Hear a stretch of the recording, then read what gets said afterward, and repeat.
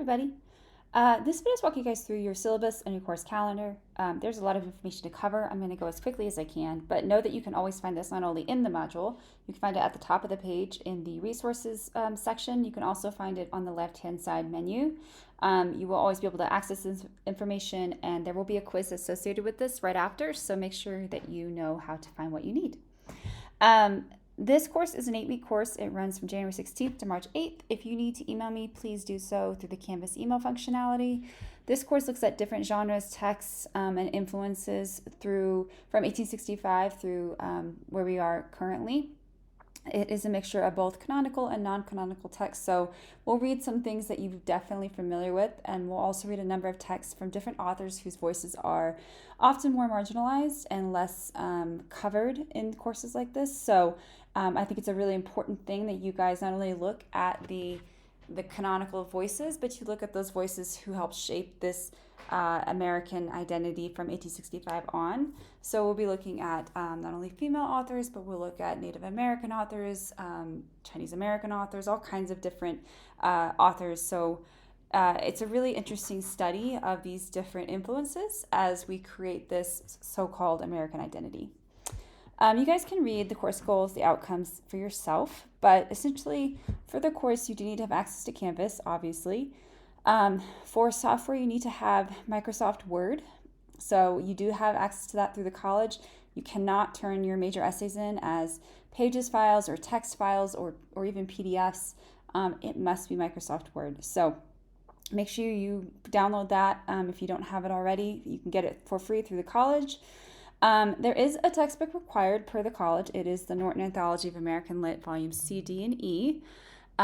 However, I do highly encourage you to look through the modules to see the text that you'll be reading. Quite often, they are easy to find through a quick Google search if you are not able to buy the textbook, or you may see that I have provided some of the links for you. So I leave it to you, but know that many of these are available with a quick Google search. Everything else will be available online. Made available by me online. Again, this is an online course, so you obviously need to have access to Canvas. If you don't know how to use Canvas, I have a video for you guys in the resources section. That is a Canvas 101, how to use Canvas for this course. Instruction in this class is self-paced to an extent, so you guys will actually have access to all of the weeks within the course at once. So you can work ahead if you like. Course assignments are due on a weekly basis at Sunday at 11:59 p.m. of that week. So because you're able to work throughout the week at the pace that best fits your schedule, and because you can work ahead, you have a lot of flexibility in this course. As far as generative AI is concerned, it is a wonderful, life-changing tool. It really is.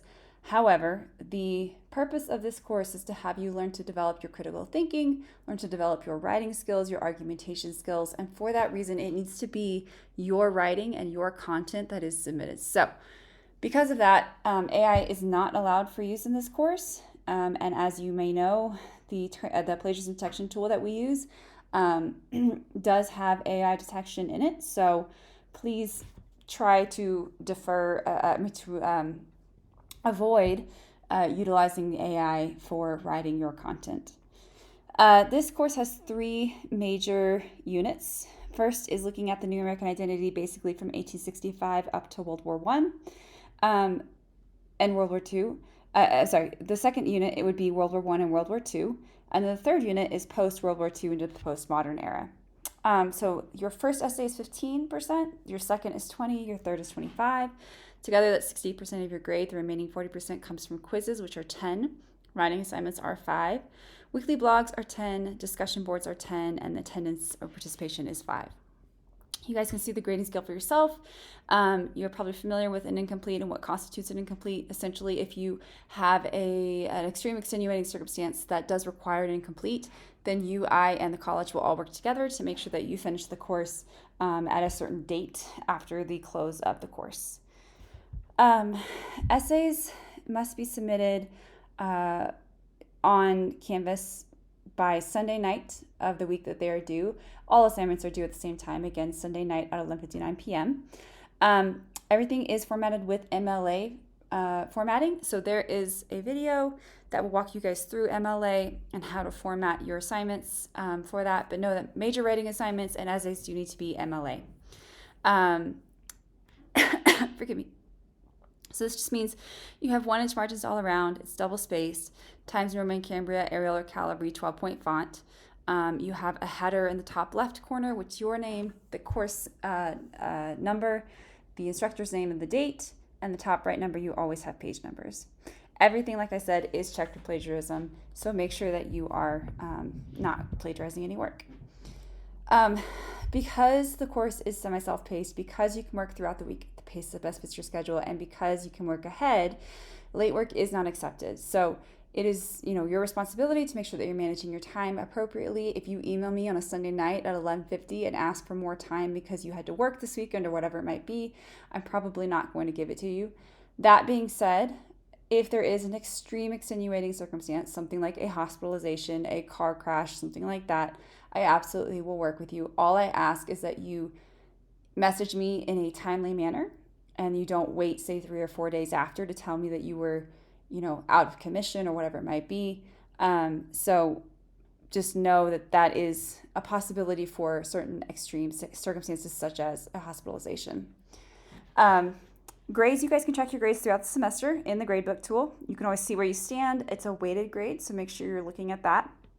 The attendance policy in place by the college basically says that if you're missing more than 15% of the class instruction, then the instructor has the right to drop you from the course. And then, of course, the withdrawal policy and all that information is here for you guys. Participation just means that you are keeping up with assignments, you are emailing me, you are staying in contact, you are doing your assignments. As long as you're doing that, you'll get the participation grade.